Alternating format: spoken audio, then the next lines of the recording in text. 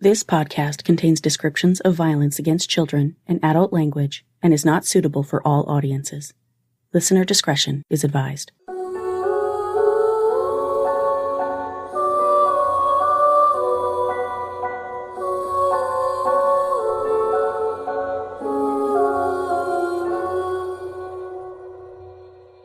Hi, everyone, and welcome to Suffer the Little Children, the podcast giving voices back to the victims of child abuse murder and their families. I'm your host, Laine, and this is episode 195, The Innocent, with Nate Lewis. The Innocent is a nonprofit organization made up of active or retired law enforcement. Their mission is to train law enforcement agencies across the country about preventing and investigating child sex crimes. In this episode, my guest is Nate Lewis, CEO and founder of The Innocent, whose passion and dedication to the mission are inspiring. You'll hear us talk about what led Nate to launch the organization, the biggest threats facing American children right now, and how the community can take action to bring this essential training to their local law enforcement agency. This is the inspiring story of The Innocent. I won't bore you with a lot of preamble. Here's my conversation with Nate Lewis, which I hope you find as fascinating as I did. I have a history, really, in Hollywood. That's where most of my experience comes from. I work with Jim Caviezel, who played in the movie Sound of Freedom, and that's actually how I got introduced to trafficking, solicitation, and ended up going international for several years before I started this organization to focus 100% here in the United States. And my team's mostly all active duty law enforcement, some retired as well. We're focused right here in the United States to protect our children. Our mission is to protect the innocence of the children in the United States. That's awesome. And how did it come to be that you kind of entered into this arena? Yeah, it's interesting. The real truth is that I didn't think I would be here, but looking back in my life, I realized that things happen for a reason. And I was sexually abused about a week after my 12th birthday. And then years later, I actually was kidnapped and taken at gunpoint from some gang members. And, I buried these things so deep that I kind of wanted to pretend they never happened. Really, most of them, some of them I didn't share with anyone for a long time. And so, I just moved on with my life. But then after really understanding what's going on, and then going and working for a different organization and seeing the abuse of these children, it brought back such a massive desire to want to prevent it from happening to somebody else because I've lived through those experiences. So I didn't expect to be here, but I understand that, things happened in my life for me to really fuel me to want to protect other children from anything like this ever happening to them. You've been through a lot, and what you're doing is amazing because I'm going to speak from my experience. There have been so many extreme and provably false conspiracy theories about child sex trafficking and whatnot that it kind of all sort of starts to roll past you at some point. You just have to kind of let it go by. But then I started looking into the stats and everything and how prevalent it really is, and it's pretty startling. It is. And what's unfortunate is that a lot of people, maybe they just don't understand or haven't done the research, or they just don't work in this every single day. And we were just at a conference with 400 law enforcement officers from about 32 states, and listening to the amount of cases that are being investigated currently it would blow people's mind. And so the fact that people don't know that this is happening, I think at some point they have to just stop and start looking at the realities of what's going on. And I also think that media and certain sources need to be better about sharing the realities of like actual evidence. Like, these are the cases, this is what happened in court, and this is how they were convicted. And, people just need to see the truths about it and understanding, human trafficking. People think it's just like some kids locked up in a moving van or on a Freightliner or in a train or something. And the reality is under human trafficking, the umbrella, there's a lot of forms of trafficking and sex abuse that occurs that falls under that umbrella. And I think a lot of people are confused that it has to be, them locked up in a cage or something like that, when that's not the reality. Exploitation is a form of trafficking. Voyeurism is a form of trafficking. And when it comes to child trafficking, the laws are quite a bit different. You don't have to prove the same elements of crime that you do with an adult because children are not consensual, number one.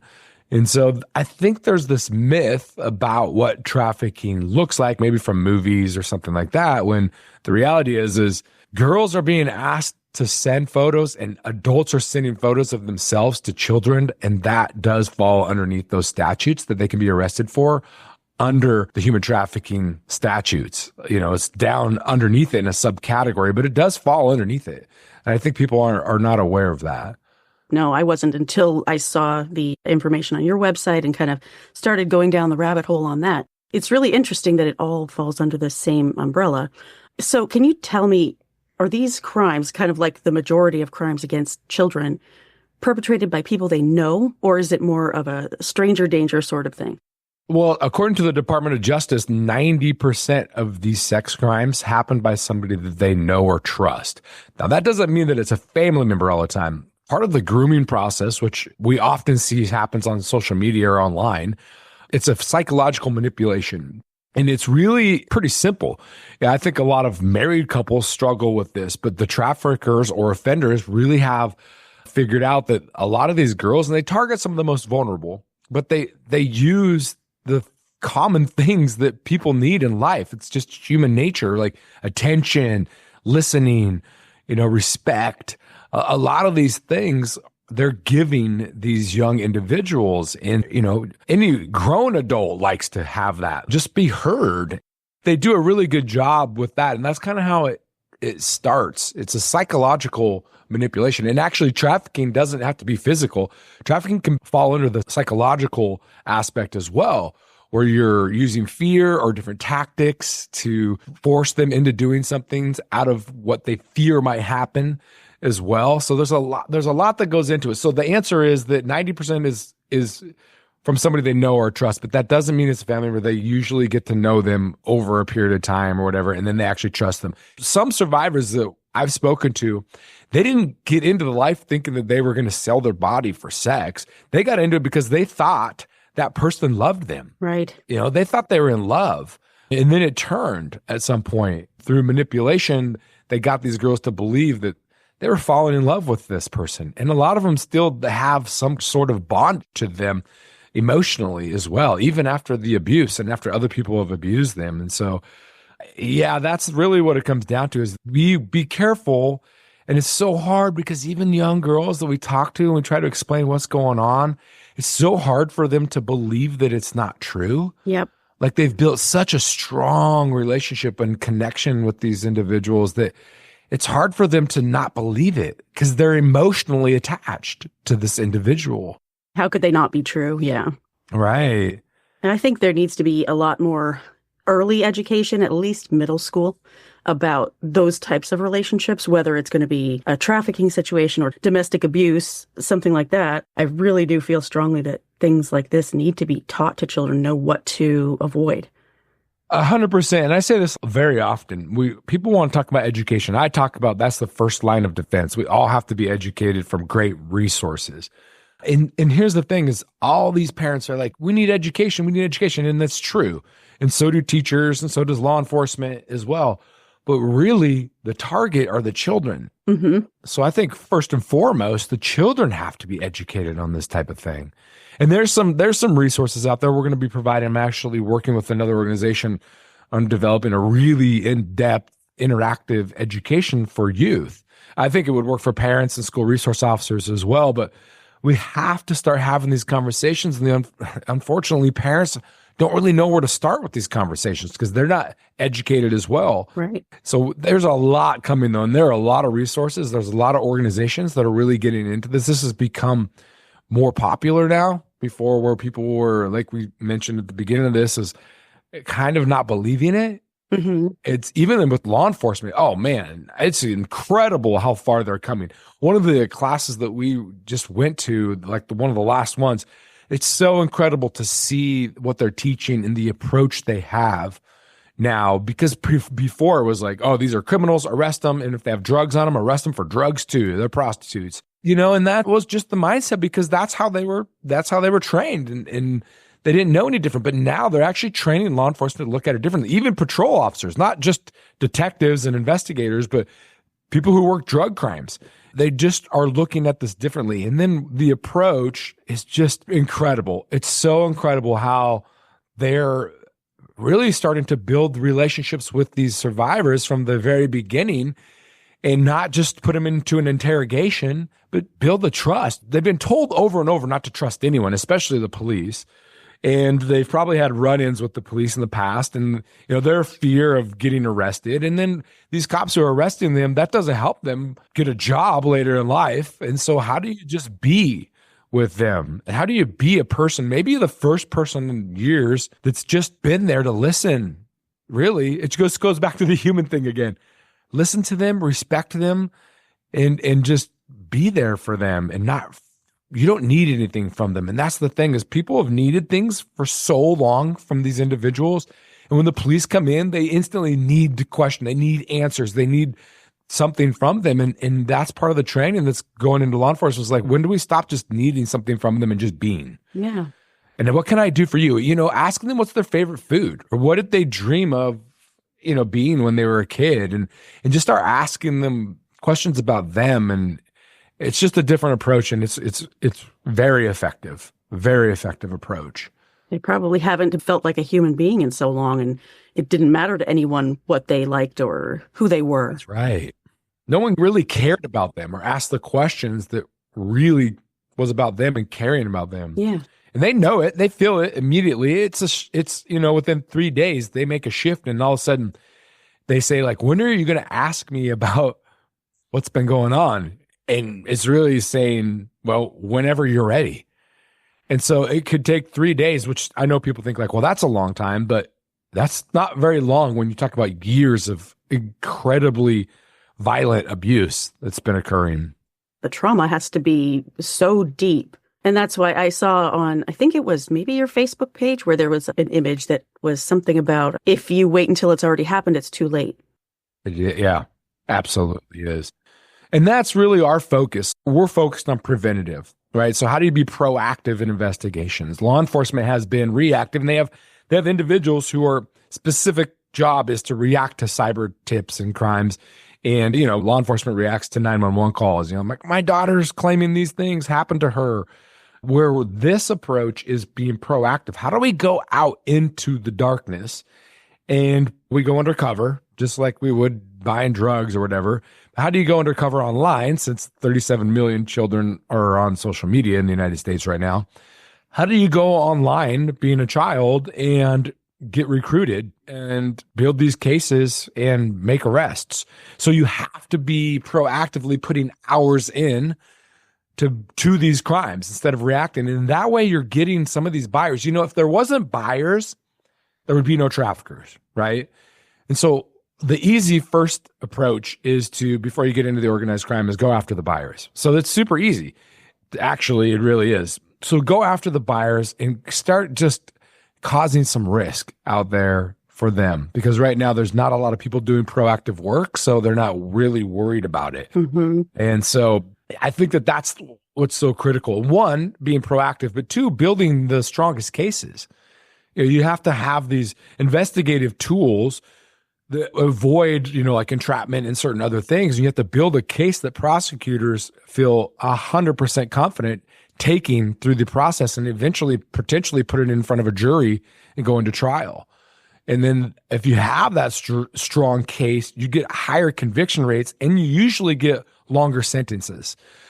So that's why everything we provide to law enforcement is for free. We're funded by the people. So this training is so important because we want to build these teams of investigators that are really effective and efficient at what they're doing, so they can get all the things I just mentioned. The case is pretty much a slam dunk, and then the sentencing comes and follows that with that. Now we have to work with the prosecutors and the judges to make sure that they're upholding those sentencing guidelines, because they are just guidelines, really. And so making them understand the severity of this. And it's hard. It's hard for people, just general people, investigators, judges, prosecutors, unless they've spent time, the prosecutors that I've seen and worked with that work a lot of these crimes, and some of them work only these crimes, and they have to actually talk to the children, and they have to actually see these girls, and they have to hear these things and walk through it time after time after time after time. They understand how important this is in prioritizing these children, because a lot of prosecutors have a lot of different cases. And for this to not be the most important case on your caseload means that you probably don't have a ton of experience, you don't understand, and you probably need to spend more time with the victim, not the volunteer of this, but the victim of these crimes and the survivors, and understand from their point of view, what their life's been like. And maybe with some sympathy and empathy, prosecutors and judges will push these cases across the finish line and hold them to, these criminals, like put them away for as long as possible. I'll pause here for a word from my sponsors.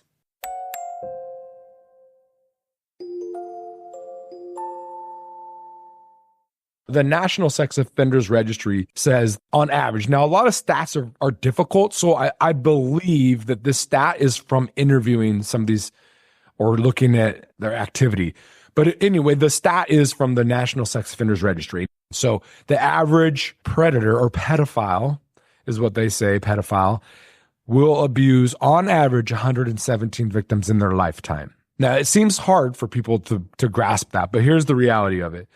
If you started abusing children, I'll go kind of late. We've arrested people under the age of 30, but let's just say you start at 30, and I know of a case where a 71-year-old was just arrested for trying to have sex with a 14-year-old. Wow. So let's just say 30 to 70, 40 years, right? So if you take 117 divided by 40, that will give you the idea of what is that, 3, I think, a year? That's easy. Yeah. For a predator to abuse. Especially if they put themselves into a position or a job where they have access to kids, which they tend to do. Yeah. Well, and they don't even have to be in a job. They can pay for it. I mean, we live on these apps and forums and websites where this is happening. They could probably offend 3 people in a weekend if they wanted to. Wow. And so, it could be a weekly occurrence if they can afford it. And so that number, I believe, could be much higher if you're looking at a lifespan. Now, if you broke it down into per year, it's going to be different, but that's in their lifetime. And part of that, I think, is important to cover is that most of these people don't get caught early on. Right. Right. And so that's the problem. That's why it's so important to do proactive work as well. But you're looking at people who may have gotten caught, and now they have to look into what they've done. But thank goodness they got caught and they have to register as a sex offender. But even registering as a sex offender doesn't mean that they're going to not reoffend. Right. No. No, unfortunately not. It's so important that what you're doing. Is this pretty new? Did you just recently launch the nonprofit? Yeah, we're about, I would say, almost 19 months in. So yeah, it's relatively new. We spent the first year really developing what this was and trying, and we had investigators going out and doing different things. And we thought it was going to be an investigations role and what we're going to do and assist and aid. I had task force officers with federal agencies that could have jurisdiction in any state. But what we found is the most effective is we go into a community, we have an agency, usually that contacted us, host a training, but they also are they have relationships with all the other departments. So we let them know there's free training, which free training in some of these states, it's accredited so that they get hours. And they recruit 5 to 6 departments in their area and 1 to 3 to 4 of their top investigators from each department. So now you're building a task force in a community, right? And that's really what this came to. This year, we really started building task forces in communities. So now you have a team of 12 to 18, 20 individuals who have the training, but our training isn't just like PowerPoint. There is PowerPoint, but then we go into the actual operation. It's really an operations planning course. And everybody has a role and responsibility, and then we actually are running a live op. So we've gone online and we've set up these accounts, and these guys are running these things. And then the third day is the rest day. And so they're actually walking through, and we're just there to advise them if they have questions or things. But we're walking them through a whole undercover operation from beginning to end and covering the laws in their state and warrants and all that stuff. And then when we leave, they continue to do that work. They have a couple people who stay undercover, and then they have an arrest day. They set a date. We're like, hey, guys, we're getting back together on this day. I have all these people lined up, and they continue it. We just posted this morning and last night, one of the departments that we've been training, man, these guys are just crushing it. They have not stopped. And I love to see that. And that's exactly what we want. And you also want investigators and agencies that support this. But these investigators, this one particularly, I mean, he was so proactive, but excited to learn more, do more, and to be more efficient and have these tactics that he can use to most officers. And I think it's important to understand this too. Most officers, whether it's a firefighter, paramedic, whoever, when they show up on a crime scene, there's some sort of trauma that comes from it. But when it involves a child, whether it's a car accident or a house fire or whatever, it's much more traumatic for the individual. And these officers are having to deal with a lot of these child violent cases, right? But it's incredible because they want to do these, because it's so much more rewarding. And I can't tell you how many times I've heard, man, I can't ever do another embezzling case or fraud case again when there's innocent children out here. Like, I feel like this is the most rewarding thing. And I have heard over and over, this is the most rewarding work I've ever done. This is the best day in 20 years. This is the best day I've ever had. And these are people who've done amazing things in their life, like seized insane amounts of drugs. But to be able to do this type of work, and it's so hard for the individuals, but it's so much reward from doing these type of things. So that's why, and again, it's really important to do the proactive work. And that's why we think that bring us in. My team are active duty law enforcement and retired. They have tons of experience doing this. Why would you not as a department? And why would you not as a community start a fundraiser to bring us in? But not only just us, we're bringing in equipment, software, technologies, all these things to make them very efficient for a specific crime.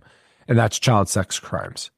I do want to mention that, I've said it a number of times. I have so much respect for the first responders, for everything that they have to see and deal with. And that's the ones who only have to deal with it once or twice in a career. But the people who are specifically looking at these cases and looking for these cases have a whole nother level of respect. But I wanted to ask you, so we're talking about county law enforcement, municipal police departments, sheriff's offices, things like that. It's not just big offices. It's all kinds of them. Yeah. Oh, it is all kinds of them. So we range from, I can't even give away some of them, really small towns in middle of, kind of not really the middle of nowhere. You have to understand these individuals will drive 4 hours. So they'll wake up in the morning and say bye to their wife and call in sick and drive 4 hours to rape a child and then drive home and pretend like they just got off work. So it doesn't have to be like any metropolitan city. It just has to be within an hour or 2 or 4 from a somewhat metropolitan city. So we're doing some small agencies. We're also training the second largest sheriff's office in the States, potentially the world. And we're also going to be working with one of the largest populated states' attorney general's office, training all of their officers. So it can range from a massive department to small communities. We never thought it would be big municipalities. They were already funded. And it's funny because the one really large one is like, well, how do we go about your lodging and all this stuff? And we're like, no, I don't think you understand. This is free. You guys don't pay for anything. Like, not only does it like free up your budget, you actually save money because you don't have to send people to training. So you're actually making money on this stuff. And they have the money, but that's not what this is about, is us getting paid. This is about us providing tools and tactics for law enforcement to be proactive, and really just go after it and get after it. And yeah, it's across the board. It really is. Small towns, big towns, medium towns. But when we first started out, our scaled operation course was about, we know it's hard for small agencies. That's why we don't try to get one small agency to put 10 guys to become a task force. We're asking for 1 or 3, maybe.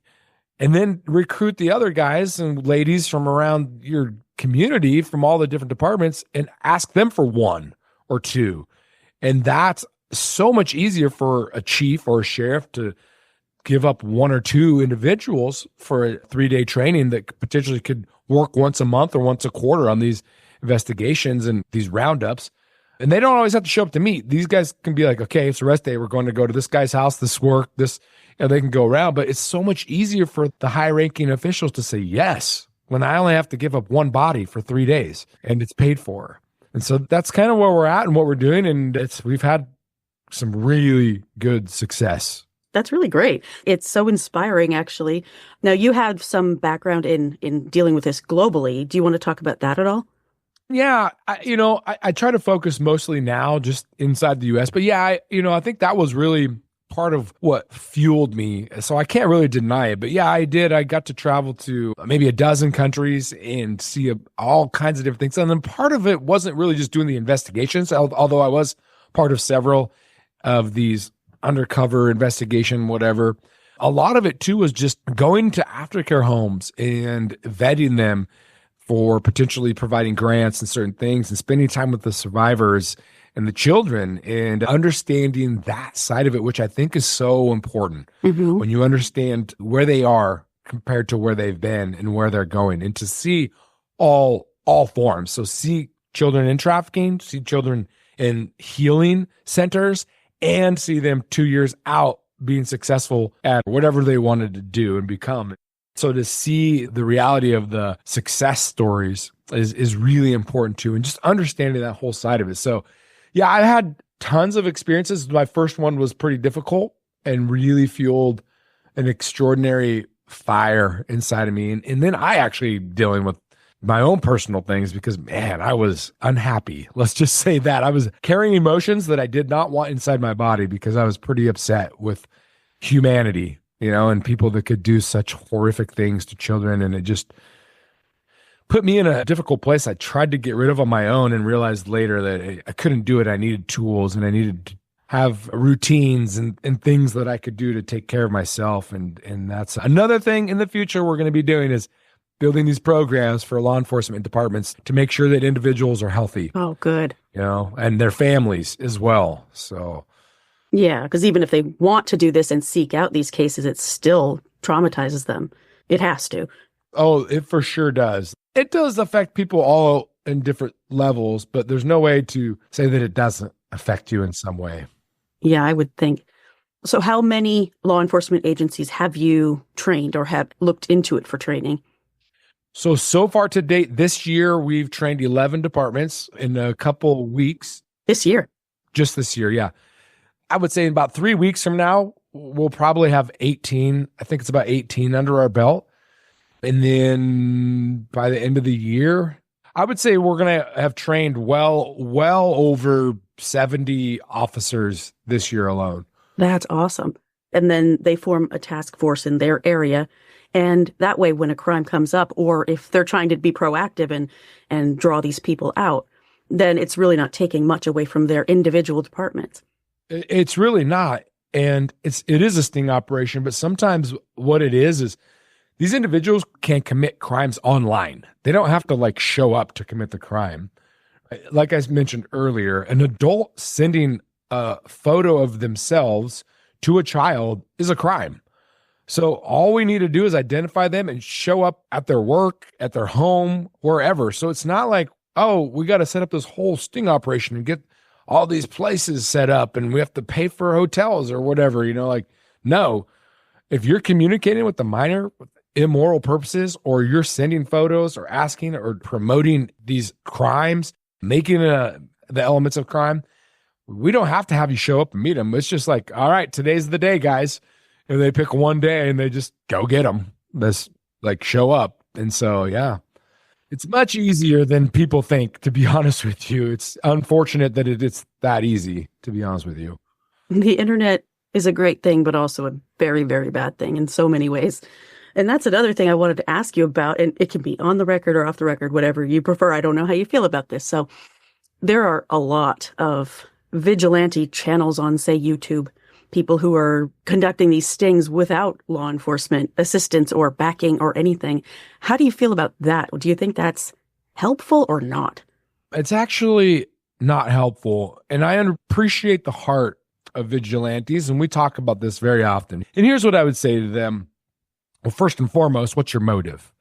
Right. And so are you trying to get subscribers, likes, views? I don't know what it is. Or are you trying to physically assault someone, embarrass them? I don't know what your motive is, but we should look into that. But here's the reality of it. They're not trained. Some law enforcement isn't trained. You'll see cases where they did an illegal search and seizure or entrapment or whatever it is. So a lot of these vigilantes will even come to law enforcement and say like, hey, I got this case, this guy, he's showing up. And if you look at the conversation they've had, you're like, oh my gosh, this guy will get 0 time, won't even get probation because you broke the law 18 times in your conversation.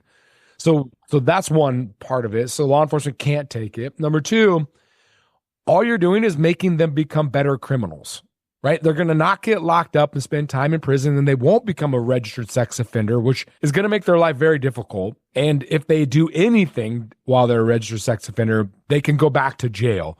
So they're not going to have any of that, and they're just going to get smarter and be more cautious about it, right? In addition to that, just being quite honest, law enforcement don't love a lot of these individuals because their motive might be to get famous, right? Or to build their channel or whatever it may be. Cops are doing this every single day, and you know what? They're getting mud thrown on them, attacked left and right, but these YouTubers are like heroes to the public. And I think that the public, one, we can't just go out there and promote this. It's actually kind of taboo in law enforcement to like video everything and put it out there. Everything is videoed, but it's for investigations, right? You have your body cam so that you can follow these cases and it'll hold up in court. Getting stuff on video is great for us, for law enforcement, but it's not something that we're going to put on a YouTube channel to gain likability. Now, does it serve a purpose? Absolutely. It can bring awareness to a cause. It can show people the realities of how easy it is and how prominent this is. But I think that it would be much better if they could somehow work in conjunction with law enforcement and get them on earlier, because guess what? Even if law enforcement is involved, prosecution has to take that case. And prosecutors, we bring prosecutors into our training a month or 2, sometimes 3 before we even show up, because we need the prosecutors' buy-in and we want to make sure we're following what they feel comfortable taking into court if it ends up going to trial. And so I understand their passion. Well, that's how we feel as well.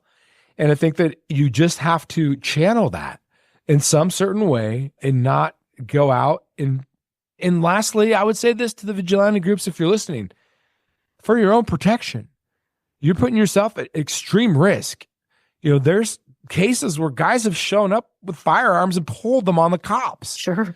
And so I think that you're putting yourself in a place, if you're not trained to approach these individuals in a safe manner and to de-escalate this violence that could potentially occur. They're actually escalating the violence in a lot of these cases. You're putting yourself in danger. And I think that there's just really not a place for it. I understand it, but we just need law enforcement to handle these type of situations. And we need these guys to get put away and taken off of the streets, because you're not removing them from our streets. And here's the thing that I can say. I wish you could understand the depths of these crimes, because there are individuals that I know of and it disgusts me. It just makes me literally ill and want to throw up. And they're abusing children and they're doing sick things. And if they're not in a cage somewhere, they will continue to do it and they'll be clever about it. So we've got to work together and we've got to get law enforcement. And whether maybe these vigilantes can find a way to raise funds to do these type of things with investigations and get the law enforcement funded, get them the training that they need in a specific crime. That's just my feeling, and I think my entire team's feeling about these vigilante groups. We understand your heart, and we know where it's coming from, but let's channel that energy in the most effective way that we can.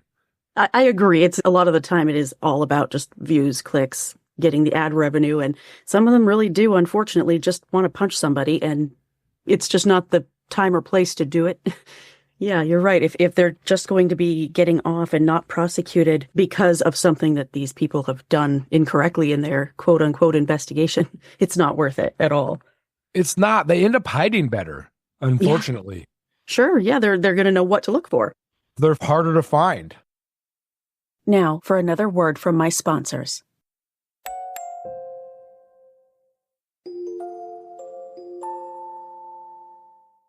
When it comes to someone, say, like Chris Hansen, at least he has the law enforcement backing and has all these consultants and people so that hopefully his team knows what they're doing. But at the same time, it's really hard to tell people, well, this person does it, so you shouldn't do it, you know?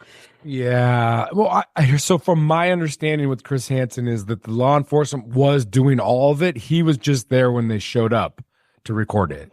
Yeah, I think they had some volunteers, but I do think they were working with the law enforcement instead of directly with the Dateline team or whoever it was.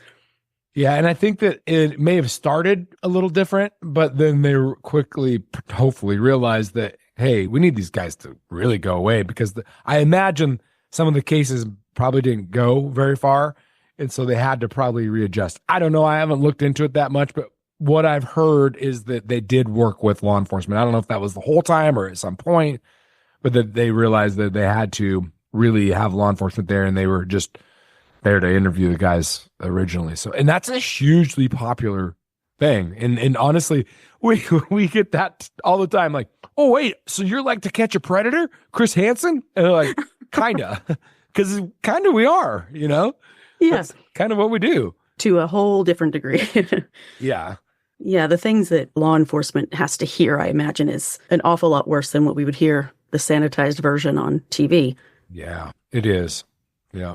And the videos they have to watch and things like that, it has to go so deep into their psyche that I think it's a great idea that you guys are going to be looking into taking care of those people as part of the whole program.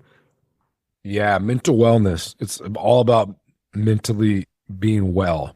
And having a support group from the top down inside your department. And there's still this stereotype inside of what does therapy look like and counseling look like? And can that come back and bite me in the end if I'm in an officer involved shooting and all these things and components. But we need it from them, and then we need it from the family. And to be honest with you, this is just my personal experience. The family members need it too, because they're the ones that are dealing with the individual who's carrying the trauma home with them.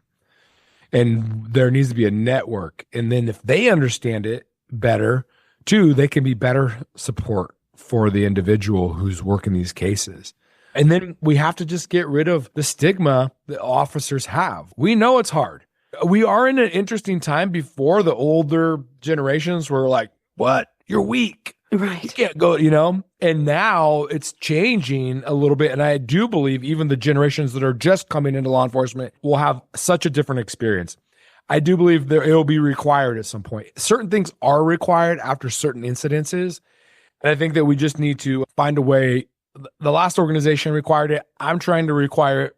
It's hard to really force somebody to go, especially when their schedules are so busy, but they have to fit it into their schedule as part of their work hours.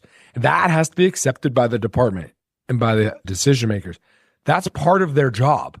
And the turnover and all that you can avoid, and keeping them healthy. They're actually better at their job. There's so many reasons why you should do these things. And so we need to get to that place. We need to get to where we know confidently that the department is going to support them and look at it as like, hey, it's part of your job is to go get this.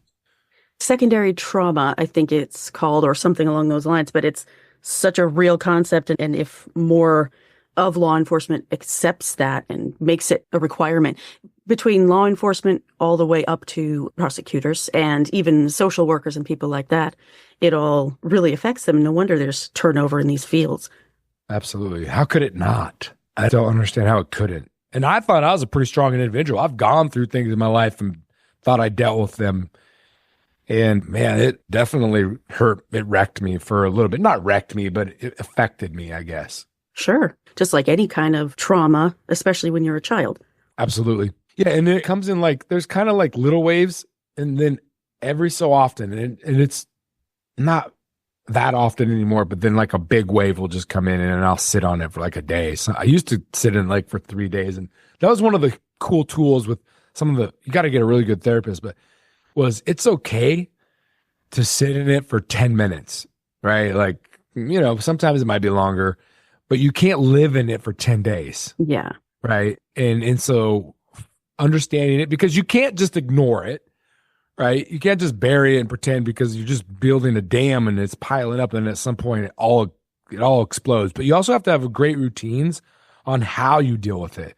And there's a lot of ways that people go about dealing with some of these things. Some people just have a punching bag and they just literally punch it out.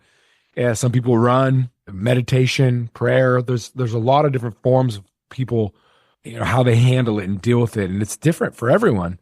And just finding your way of how you can handle certain things. And unfortunately, a lot of officers, alcohol helps handle it. And I think that it masks it and it makes it easier. And it does, at the time, the officers think that it does actually make them feel better, right? We can't argue that. In the moment. Yeah, in the moment. But what that doesn't allow you to do, which is very important, is to actually feel it. You have to feel to heal. And that's the hardest part, is we don't want to feel these things. Right. But in order to heal from that, you actually have to feel it. And so that's part of, I think, what we're going to have to face. And it's hard. Trust me, it's hard. Like for me, I don't drink at all, but I also try to eat extremely well and make sure I've taken my vitamins, but I'm also trying to get as much sleep as possible because it affects your sleep. And then if you keep affecting your sleep day in, day out, months, years, that's another recipe for, just not good. And so you're adding all these components and also just having a balance. And that's where the family really plays into play, is understanding the individual's needs to reset, unwind, whether it's hang out with their buddies, go camping, fishing, whatever, play music, whatever that person needs to balance their life out. So it can't just be work, home, work, home, work, home. They need to have an outlet, really. And so there's a lot to it. And we just, hopefully we can get there with law enforcement departments accepting that. Yeah. It's not just the families of the victims who need to learn and be able to support the victims. It's also law enforcement families. And the drinking would affect the family an awful lot there too. So it's all full circle at some point. Yeah. What do you think the number one danger that children are facing right now in the U.S. would be? Without a doubt, it's social media. Mm-hmm. Okay. The number one, number two, and number three, actually. So I can actually tell you that the number one place where children are recruited is on Facebook. The second is Snapchat, and the third is Instagram. Let me explain a little bit of that. There's 37 million teenagers under the age of 18 on social media in the United States. 37 million. Yeah. These individuals don't go out in public like they used to, right? And only 2% of children that end up in trafficking are actually kidnapped. So that means 98% are not.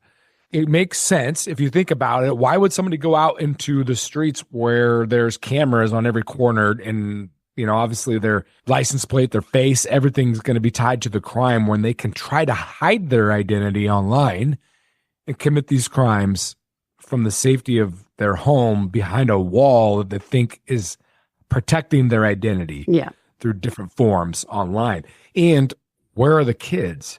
Unfortunately, kids are on video games and on social media right now. They're not actually playing at playgrounds where everybody thinks their kids are not safe. Right. And no one's leaving their kids alone at the playground anymore anyway. No. And here's the thing is people are so concerned about, hey, I want to hover over my kids and all these things and make sure they don't go here and there. And I want to keep an eye on them. But are you allowing a phone into their bedroom behind closed doors? Right. Because that's one of the most dangerous places. You could be cooking dinner while your child is sitting in the living room and you don't even know what that child's doing online. And here's the thing, it's not just the threat of, they have access to the world. There's no ratings on websites like PG-13, rated R. None of that exists. So they could be watching who knows what kind of content. But you're also, I think what's more, to me, a little more scary than what they're able to go out and see is who's able to walk in your door and sit next to them and talk to them basically on the couch in front of you while you're cooking dinner. And you don't even see them. You don't see them. And here's the other thing. Speaking of not seeing them, this is for parents. I hope, one, you have a relationship with your children, but here's something that you should do. Look at all of their platforms, messaging systems, including texts, WhatsApp, messaging systems on Instagram, whatever. Make sure that disappearing messages is disabled. Because now kids, and I don't know why these platforms are doing this, but they're enabling something so that you can set a time limit when you send a message. After it's read, it could be 7 seconds, it could be a minute, it disappears. So now you actually can't see what photos and texts and who they're talking to and what they're saying. Yeah. So that's a conversation that as a parent you need to have with your child. Like, turn off the disappeared messages. There's no reason. Why would they even make that on their app? Because people want to hide their conversations. They want to feel that. They can have things that no one will ever know, right? They can say things that no one will ever know. I do think they can get some of that information, some of the quote unquote disappeared messages with a subpoena and things like that. So it's being stored somewhere. Yes, I don't want to deter people from not having these conversations, but here's what I would say. Anything you do, anywhere, anytime, on your phone, on the internet, is traceable. Right. That's the main takeaway, I think. Yeah. And so if you think that there's so many ways that I can see what you're saying. So, but you don't want to give too much away either, of course. Yeah. So they can pretend to be clever, not only just hide their messages, but hide who they are. But there's really advanced, cool ways to identify individuals online. Oh, I'd love to hear that. Okay, good. Yeah, because that's got to be a huge issue is if they don't have access to that information, then there's really no way to prosecute the people. But as long as there is advanced tech, that's all I need to know. Yeah, I can't say too much, but as long as the platforms are willing to cooperate with law enforcement, that's the most important. I actually just encountered that when I was watching a video this morning.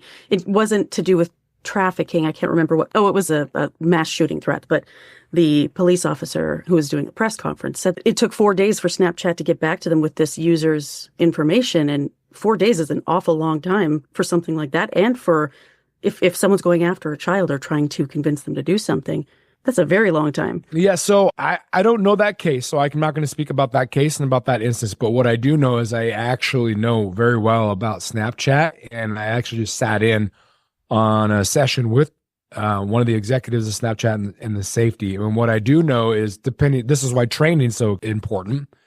So some things in Snapchat can take even longer than 4 days, but if it is an immediate danger, it's usually within 4 hours. They have a response team that if something is an immediate danger, they can go through that channel instead of the normal channel. They can go through a different channel and usually get a response sometimes within an hour, but they say, Snapchat claims, within 4 hours. That's great. I believe it's 4 hours. So it may just be that law enforcement didn't know about the emergency way to go about it. And so I will say that, thank goodness. Now, I can play both sides with Snapchat because we've seen them introduce 51-year-olds to 11-year-olds and lots of them. And then as soon as they accept the friend, then the algorithm sends them 5 more accounts just like it. But that being said, what I will say is that they do have a division that works with law enforcement, and they do have that emergency response team also that works with law enforcement, which is much better than some platforms that won't work with law enforcement at all. Not at all. Okay. So yeah, I know Facebook is kind of infamously not great about giving out their users' information. So Facebook is a U.S. company, and they can't, with a warrant, they can't withhold it.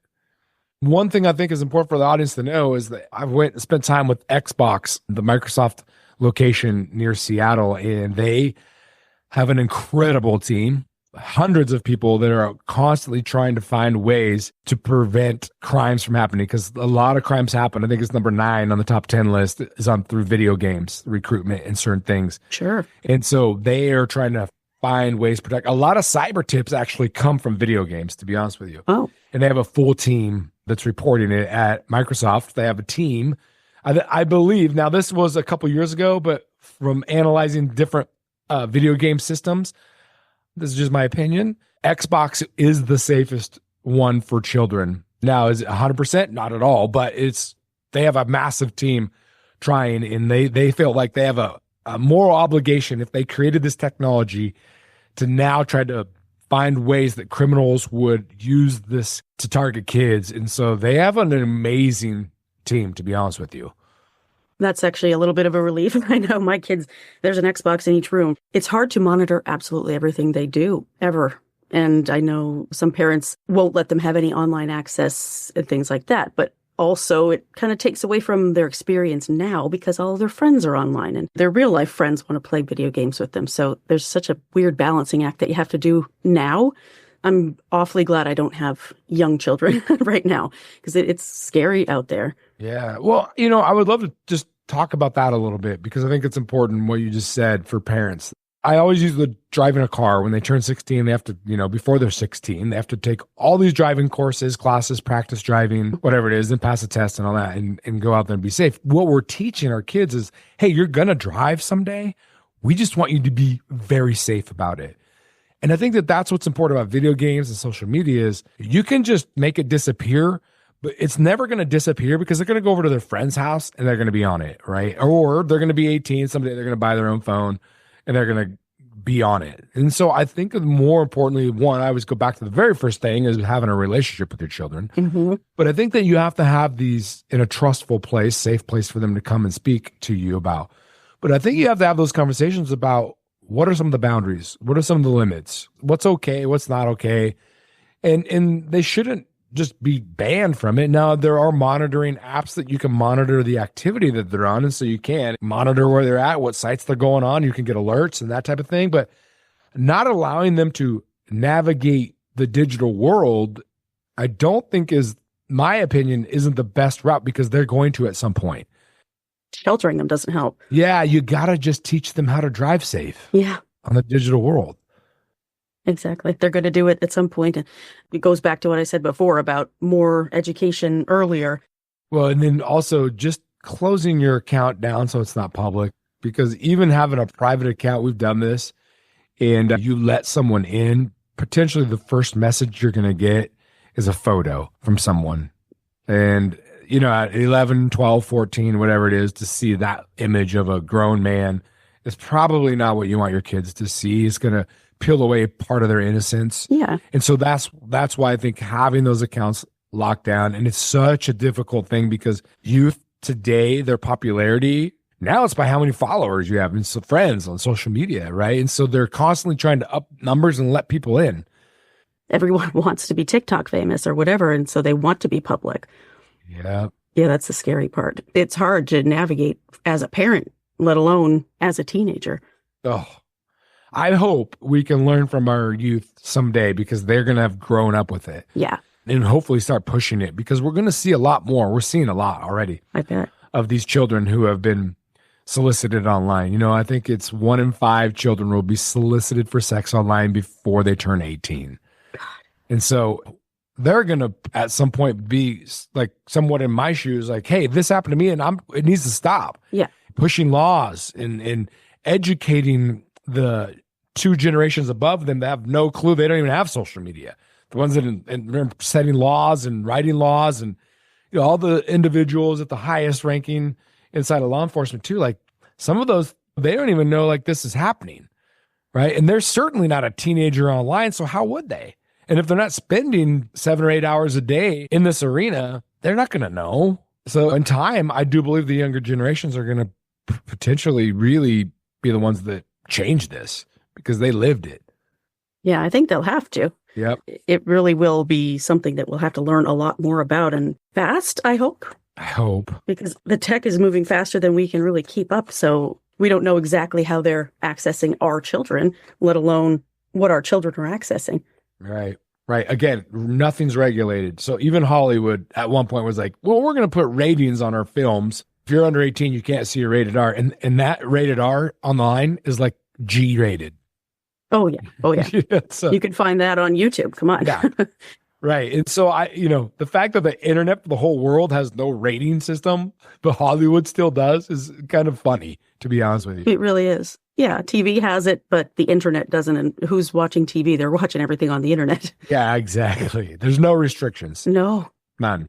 Putting on all the parental controls and things like that. Oh, I did that, sure. When it was still new and maybe it did help, but there's ways around everything now. Yep, there is. Kids are clever. Unfortunately, they're just not clever in the ways they need to be to avoid these crimes. So, yeah, we have to kind of do that part for them. So I have to say thank you. This is an amazing thing that you're doing.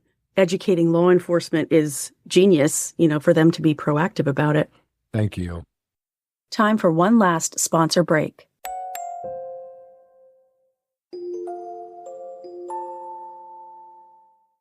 How can the community help the organization? Well, there's several ways. So visit the website, theinnocent.org. If you sign up for the newsletter, it's our email. It's on the first page. Scroll to the bottom. That's where we're actually going to be able to help you and communicate to you. We unfortunately aren't able to communicate through social media much because our content is restricted against community standards, which I don't understand. We're trying to make communities safer. But sign up for the email newsletter. That's going to be an important way for you to stay up to date. And then secondly, there's a community link. Now, if you're law enforcement, there's a law enforcement link, and you can fill that form out with your government-issued ID to get more information on how we can potentially come into your community and provide this training and some of this equipment and software. Okay. And you don't have to do all of it. You can, a la carte, like I just want the software, or I just need some hardware or whatever it may be. So law enforcement, reach out through there. Through the community link, somebody can spearhead an initiative in their community through that link. So fill out the information there. Pretty soon, we're going to have some education partners that you'll be able to get educated, and then you can host some events or whatever. We can build you a fundraising page to raise funds. We're doing it currently, raising funds for your community. And there's a disclaimer in there, like most of the time, I don't think I have ever seen it, but I'm sure it's possible that some department will be like, hey, yeah, we don't need free stuff. No, thank you. And so there's a disclaimer in there, but for the most part, you can go and raise the funds for your community. Okay. And get this training or some of this equipment right into your community. So click on the community link and fill that out. And then lastly, we're 100% funded by the people. That's why I started this, because I wanted people to have an avenue to make real impact and real change. And it's 100% here in the United States. And so if you could go on and click the blue button, donate, and become what we call a protector, as little as $10 a month. You could do more, but as little as $10 a month. And the more people we have, $10 a month, which isn't a ton, but it does make a difference. You're like, well, what? Does $10 really make a difference? It doesn't if you don't do it. But if everybody listening does at least $10 a month, together, we actually can make a real impact. So those are a few ways where you can help this mission focus right here in the United States. And we're going to continue doing this with the help of the people because, the government, hopefully soon, we'll start funding some of this, but we're giving grants for specific crimes, and that's child sex crimes, and we can't do it without the people. Now, one last question then. I was wondering, what would you say parents could say to their children to teach them what to watch for or how we can protect them better? Yeah, wow. I know it's hard. I think that it comes down to you can't trust everyone online. And before it was stranger danger, walking home from school, there's still an element somewhat of stranger danger. But it's not just danger, it's just being aware. And just because I know how these conversations start, the grooming process includes manipulation. Yes. So it goes back to what we were saying is they're going to tell you the things. I've seen it so many times, even with boys. And boys are targeted because they think these girls are real. And they emotionally get attached. And I think that, finding stories, listening to us, and hey, you know what? Maybe the younger generation follow us on social media because I'm sharing certain things that are real. And, it's going to be up to the child to believe them because they want to tend to think that, oh, that's not real, but it is real. And so I'd say, one, try to get the kids' accounts locked up, meaning they're private and not public, because that's one layer of protection, honestly. And just be careful on who you allow into your circle, like who's following you. Go in and check all the people that are following your children and have your children look at it and just go in and start looking at them and say, like, who is this person? Right. And then, one of the things that we recognize pretty quickly, significantly, is how many followers do they have? And if they have like 3 or 8, but they're following 2,120, that might be a red flag. And you can kind of see who they're following. Look at the demographics. Why would they be following young individuals? Right. Right. And so, the truthful thing I always go to is you got to have a real relationship with your children, and it has to be a safe place for them, that they're not going to get in trouble, even if they ended up going like, hey, I did something really stupid, mom or dad or whatever. Yeah. I did something really stupid and I know I shouldn't have, but I did. And this is what happened. You need to be just like law enforcement. Listen to them for a minute. Yeah. Listen and give them that respect. And here's the other thing I will say is, dads, I don't care if you're married or divorced, men have to have an active role in their daughters' lives. Yes. And this was from an interview with one of these predators. Said, how did you pick your targets? One, they went for vulnerable children. Maybe they're in a single home. They're posting about boys that they don't like and this and that. And so they know that they're vulnerable. But the number one thing that one of these individuals said was they look at the dad, and if the dad appears to be a threat, it was going to be a hard target. So they found an easier one. As the male figure, I think first and foremost, your young daughter is kind of like your wife, right? And I mean this in a good way. They need the love and attention that we all do as humans. And so we have to, as dads, have a really important role in our sons' lives, but we have an important role in our daughters' lives too. And so being there, setting the example of what to look for and giving them really the attention that they are. We're humans. We want that. We want connection. We want respect. We want people to listen. We want to feel heard. All those things. And as their hormones go crazy, they, have certain other things that they're interested in learning about. And it's better that they learn it from you as a parent than some random guy online, Absolutely. And I'm going to answer your question even more specific now. And this is what I think is probably one of them, to me, in my family of young kids, the most important, and it is difficult. And just because it's difficult doesn't mean it's not worth doing. And even at a young age, I have to have conversations that my parents didn't have with me ever, and that is that, hey, these are your private parts. No one touches them, and you don't touch other people's. And if someone ever does, you need to draw as much attention to you into that situation as possible. And then you need to tell an adult, because it is not right, because they're going to try to tell them, hey, this is normal. It's okay. Yeah. Don't deny these feelings. And so it is not acceptable, but they need to be told that from a young age, because God forbid, and this happened to me, their first introduction to sexual activity is from somebody they don't know, and they don't know that it's wrong because they're being told that it's right. And I would say the same thing for taking pictures of the same areas and sending them to someone online, whether they've told you that it's okay or not, or they've begun the exchange by sending you pictures of themselves. That's one way that they do get exploited, I know. And some people will be out there grooming your daughter, asking her for pictures of herself, and then when she sends them, using it to blackmail her. Exactly. And this is where I think the conversation kind of shifts to boys now, because over 81% of victims are female. Boys are targeted by a different demographic. I won't get into that. But the boys, I think, is important. Mom and dad, especially dad, make sure your son doesn't become a predator. What does that mean? Yes, thank you. Make sure that they're not asking girls to send them photos. That's illegal. Right. Even if they're underage. We arrest people for this.